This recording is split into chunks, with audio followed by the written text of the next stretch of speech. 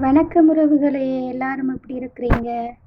இன்றைக்கு நான் முருங்கங்காயும் தக்காளி பழமும் மீனும் போட்டு பால் சொதி நான் செய்கிறேன். நான் அதை எப்படி செய்திருக்கேன்னு சொன்னால், முதல்ல 2 பச்சை மிளகாய், வெங்காயம், கருவேப்பிலை, வெந்தயம், மீன், முருங்கைக்காய், தக்காளி பழம், உப்பு, மஞ்சத்தூள் இதெல்லாம் போட்டு சொட்டு தண்ணி விட்டு எல்லாம் அவிய விட்டேன். நான் எல்லாம் நல்லா அவிஞ்ச அப்புறம் முருங்கைக்காய் அவிய வேணும். முருங்கைக்காய் நல்லா அவிஞ்ச பிறகு நான் தலைப்பாலும் 2ஆம் பாலும் நான் விட்டுருக்குறேன். பால் சொதிக்கு பால் நல்லா இருந்தால் தான் டேஸ்ட்டாக இருக்கும்.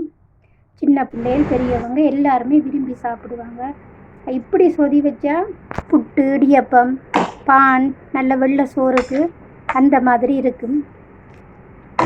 சின்ன பிள்ளைகளுக்கு இப்படி மீன் சொதி வச்சு கொடுக்குறது நல்லா விரும்பி சாப்பிடுவாங்க. பிடிச்சிருந்தா லைக் பண்ணுங்கள், கமெண்ட் பண்ணுங்கள், சப்ஸ்கிரைப் பண்ணி சப்போர்ட் பண்ணுங்கள் உறவுகளே.